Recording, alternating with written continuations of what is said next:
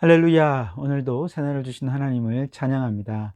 오늘은 찬송가 411장 내 맘속에 참된 평화 있네.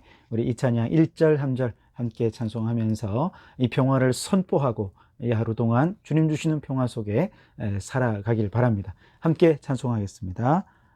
내 맘속에 참된 평화 있네. 주 예수가 주신 평화, 시험 닥쳐와도 흔들리지 않아. 귀하다 이 평안함. 주가 항상 계셔 내 맘속에. 주가 항상 계셔 기쁘다. 주 나의 맘에 계셔 위로하시네.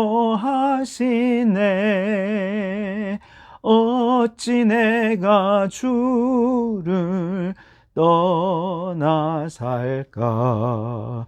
주 날개 아래 내가 사는 동안 이 보배를 빛내리라. 기쁜 그날이 와 주를 만나 뵐 때 그 평화 영원하리. 주가 항상 계셔 내 맘속에. 주가 항상 계셔 기쁘다. 주 나의 맘에 계셔 위로하시네. 어찌 내가 주를 떠나 살까. 아멘. 오늘도 주님과 함께 살면서 주님 주시는 참 평안함을 누리며 살아가는 이 하루가 되시기 바랍니다. 오늘 우리에게 주시는 하나님의 말씀은 로마서 7장 9절에서 13절까지 말씀입니다. 로마서 7장 9절에서 13절 제가 봉독해 드리겠습니다. 전에 율법을 깨닫지 못했을 때에는 내가 살았더니 계명의 이름에 죄는 살아나고 나는 죽었도다.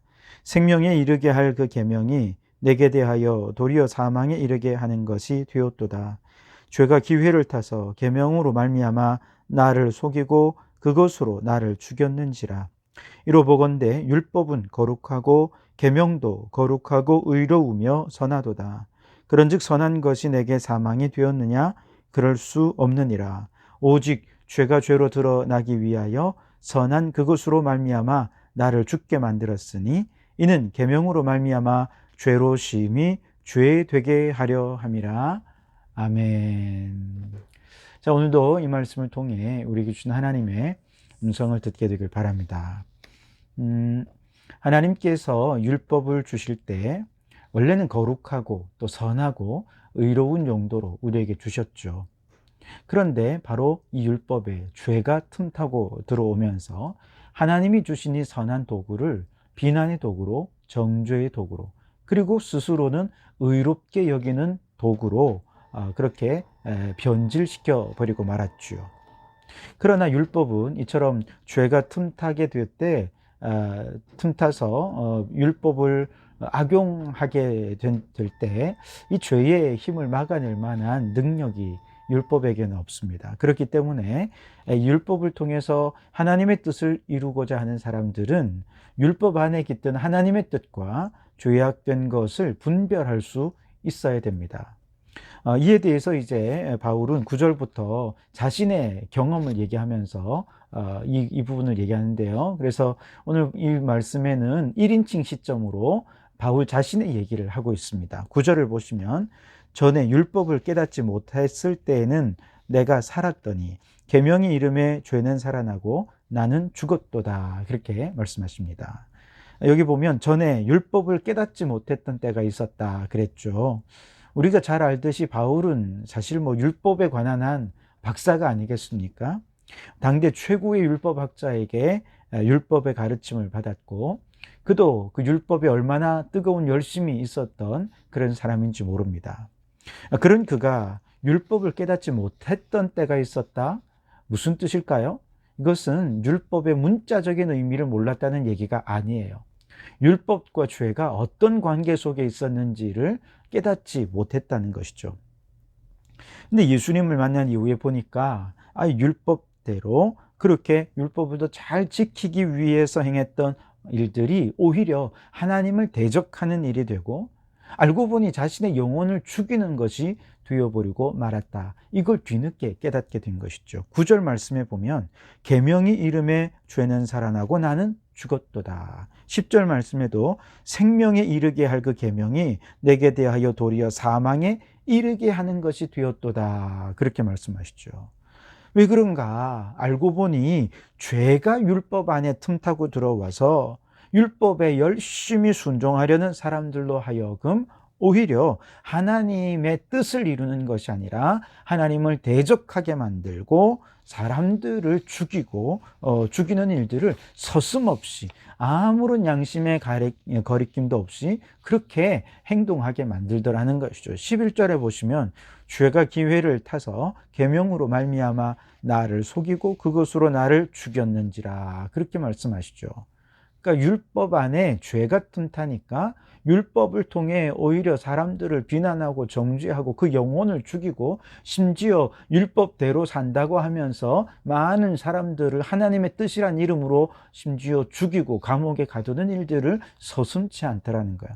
빌립보서 3장 5절과 6절 말씀에 바울은 자신에 대해 이렇게 소개하죠. 나는 8일 만에 할례를 받고 이스라엘 족속이요 베냐민 지파요 히브리인 중에 히브리인이요 율법으로는 바리새인이요 열심으로는 교회를 박해하고 율법의 의로는 흠이 없는 자라. 그러니까 바울 자신은 율법적으로 흠이 없다라고 생각을 했고, 이건 정말 말씀대로 잘 수행하는 의로운 일이다라고 생각했던 일들이 그 결과가 무엇이라는 거예요? 교회를 박해하고 성도들을 죽이는 일에 열심을 내더라는 것입니다. 이것은 곧 하나님을 대적하는 일이 되기도 했었죠. 분명히 그는 율법 말씀대로 순종했고 의로운 일이라고 생각했던 이 일들 때문에 오히려 많은 영혼들을 죽이고 성도들을 죽이는 일에 정말 아무런 양심의 가책도 없이 부끄러움도 없이 오히려 하나님께 칭찬받을 기대감으로 가득 차서 그렇게 그 일들을 행하더라는 거예요. 그 영혼이 이미 죽어 버렸기 때문에 그렇게 된 것이죠. 왜 이렇게 영혼이 죽었는가? 죄가 율법을 틈타고 들어와서 바울 자신의 영혼을 죽이고 화인 맞은 양심이 되게 했기 때문에 그렇다는 거예요. 여러분, 오늘날 이슬람 극단주의자들이 바로 이와 같지 않습니까? 그들은 알라신을 위해 계명을 잘 지킨다고 하면서 수많은 테러를 저지르고 있습니다. 사람들을 죽음으로 내몰고 있습니다. 그러면서도 그들은 오히려 천상에 가면 알라신께서 그들에게 상급을 주실 것이다, 이렇게 생각을 한 것이죠. 과거 기독교도 역시 마찬가지였습니다. 십자군 전쟁이 그랬잖아요. 하나님의 영광을 위해서, 그리스도를 위해서 그들은 칼을 들고 서슴없이 사람들을 내리쳐 죽였습니다. 그들은 전쟁에서 죽으면 순교하는 것이고, 이렇게 순교한 자는 천국 가면 더 큰 복을 얻게 될 것이고 상급을 얻게 될 것이다, 이렇게 생각하면서 더 열심히 전쟁에 참전했고 아무런 거리낌 없이 또 양심의 가책 없이 사람들을 죽이게 되었죠. 그러나 그것은 율법대로 하는 것이 아니라 오히려 죄가 율법을 틈타고 들어와서 그 영혼을 죽이고, 그래서 죄의 종로로 타는 것이 되어버리고 만 것이죠. 요즘도 교회 안에서 서로 편을 갈라 싸우는 사람들이 간혹 있습니다. 정말 볼썽사나운 모습이죠. 그들을 자세히 살펴보면 양쪽 모두 다 자신들이 의롭다고 말합니다. 성경에 있는 대로 그들은 실천하는 것이라고 말합니다. 그러니 하나님은 우리 편이고 우리는 진리의 편이다, 이렇게 생각하면서 서로 물고 뜯고 싸우는 것이죠. 여기에는 양심의 가책도 없습니다. 또 부끄러움도 없이 상대방에 대해 비난을 일삼고 정죄하고 심지어 물리적인 위해까지 가하게 되는 악한 일들도 스스로를 정당화해버리는 모습들을 보게 됩니다. 왜 그렇습니까? 죄가 그 율법 안에 틈타고 들어와서 그들의 영혼을 죽여버렸기 때문에 그렇습니다. 그러나 우리가 분명히 깨달을 것은 말씀대로 산다고 해서 우리가 의롭게 되는 것이 아니라는 거예요. 율법은 결코 우리를 의롭게 하지 못합니다. 성경은 오직 율법 이전에 믿음으로 우리를 의롭게 한다고 말씀하십니다. 다만 율법이 거룩하고 의롭고 선한 원래의 용도대로 사용될 때 율법은 어떤 일을 행하느냐? 바로 죄를 죄되게 하는 것, 이것이 율법의 용도라는 거예요. 그래서 오늘 13절 말씀에 보면 그런즉 선한 것이 내게 사망이 되었느냐? 그럴 수 없느니라. 오직 죄가 죄로 드러나기 위하여 선한 그것으로 말미암아 나를 죽게 만들었으니 이는 계명으로 말미암아 죄로 심히 죄되게 하려 함이라. 아멘. 선한 율법 그 자체가 우리를 사망을 가져오는 것이 아니고 죄가 선한 율법을 통해 죄로 규정됨으로써 죄의 죽음을 가져온다는 뜻입니다. 다시 말해서 죄는 율법 뒤에 숨어서 율법을 통해서 죄를 의로 둔갑을 시키고 그렇게 해서 사람들의 영혼을 죽게 만드는 것이 죄가 하는 일이지만 율법이 선한 용도대로 그대로 잘 사용되면 오히려 그 율법 뒤에 숨어 있는 죄의 모습을 더 심각한 죄로 깨닫도록 만들고 죄를 더 드러나도록 만드는 것, 이것이 바로 율법의 용도라는 것이죠. 이것이 죄를 죄되게 한다라고 하는 말씀의 의미인 것이죠. 그러니까 율법의 역할은 죄를 드러나게 하는 것이고 또 율법을 잘 지켜서 의롭게 되는 것은 아니고 오히려 율법을 지킴으로 죄가 더 드러나게 하는 것이 바로 율법의 역할이라는 거예요. 그래서 하나님의 말씀에 근거해서 나는 의롭다라고 생각하는 순간 그는 이미 죄로 인해서 그 영혼이 죽어버리게 된다는 것이죠. 죄에게 속아버리는 것이 되는 것이죠. 오히려 우리가 하나님의 말씀을 통해서 나는 어떤 의로움도 내게서 찾아볼 수 없는 죽을 수밖에 없는 죄인이다 라고 하는 것을 철저히 깨닫게 되고 하나님 앞에 그것을 자백하면서 예수 그리스도의 십자가의 은혜와 죄 용서함이 없다면 나는 이대로 멸망할 수밖에 없고 지옥에 떨어질 수밖에 없는 존재입니다 라고 고백하면서 십자가 앞으로 나아가고 은혜를 구하는 자리로 나아가게 하는 것, 이것이 율법의 역할이라는 것입니다. 율법은 모든 사람들로 하여금 우리를 죄에서 구원하실 예수 그리스도께로 나아가지 않고서는 견딜 수 없는 그런 스스로의 죄인됨을 깊이 깨닫게 해주는 역할을 하는 것이 율법인 것이죠. 그런 의미에서 율법은 1.1획도 없어지지 않을 것입니다. 율법은 계속해서 사람들의 죄를 진단하고 죄를 깨닫게 하고 죄의 심각성을 알려주어서 사람들로 하여금 예수 그리스도께로 인도하는 역할을 하게 될 것입니다. 그러므로 나는 말씀대로 열심히 살았기 때문에 의롭다라고 말하는 것은 그 누구도 잘못된 말이라는 것이죠. 그렇게 말할 수가 없다는 거예요. 율법은 주님이 오시는 그날까지 우리를 십자가 앞으로 불러 모아 죄를 회개하게 하는 역할을 할 뿐입니다. 그래서 교회에는 아무리 똑똑한 사람도 많이 배운 사람도 사회적인 지위가 대단한 사람도 그저 주님 앞에 나오면 다 죄인일 뿐입니다. 교회 안에는 그래서 사장님도 없고 직원도 없어요. 회장님도 없고 무슨 상관도 없고 부하도 없습니다. 교회 안에 들어오면 모든 사람은 그저 죄인일 뿐입니다. 그래서 주님의 말씀이 깨달아지는 모든 사람들은 주님 앞에 고백할 것입니다. 하나님 나를 불쌍히 여겨주십시오. 나는 죄인이로소이다. 그렇게 고백하는 것이죠. 여러분 성경을 읽으십니까? 여러분은 왜 성경을 읽으십니까? 더 의로워지려고 성경을 읽으십니까? 성경을 읽으면 마음이 차분해지고 마음이 정화되고 깨끗해지는 것 같아서 성경을 읽으십니까? 성경을 읽독 이독 하다 보면 뭔가 더 스스로가 의롭게 되고 뭔가 좀 더 착해지는 것 같아서 성경을 읽으십니까? 여러분, 우리가 성경을 읽는 이유는 내 죄를 깨닫기 위해 성경을 읽는 것입니다.